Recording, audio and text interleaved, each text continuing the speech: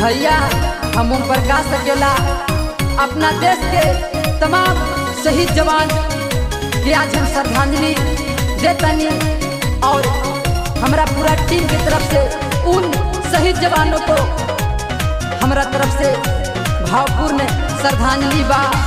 हम शब्द निशब्द बानी। अंगना में रोबे बैठी मैया दुआरी, रोबे बहिनी चौखट पर बैठी धनिया नुहे।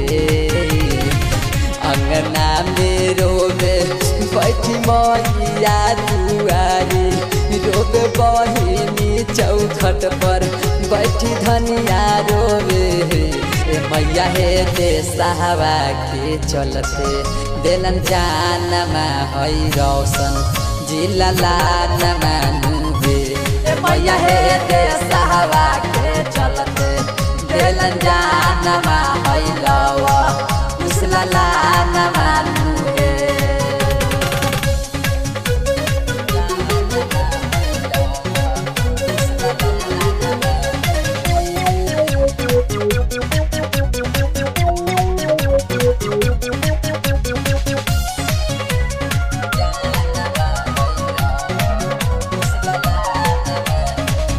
किस पाके हलतीना रोशना सारामा, ओइरा के हलतीना लौकुसा सारामा। देशवा के चलते उहो दे देलन जानवा, झुके ना देहलन दूनो तिरंगवा के सानवा। सुना भइले माई के अचारवा त घरा बादुआरवा त घरा बादुआरवा नुहो। रहले बाबूजी के दिल के धड़कानमा बिहार के उलालानमा नुहो। मैया हे को डरे पदे दिलन जानमा बिहार के लालानमा नुहे।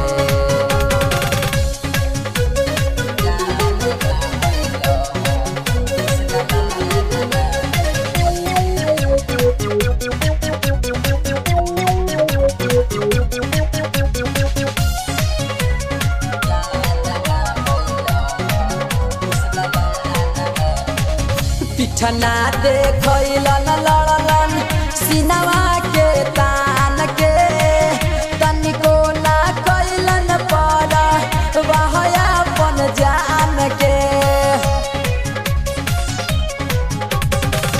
पीछे ना हटले कबो लड़लन सीना तान के, तनिको ना कैलन पर वहया अपन जान के।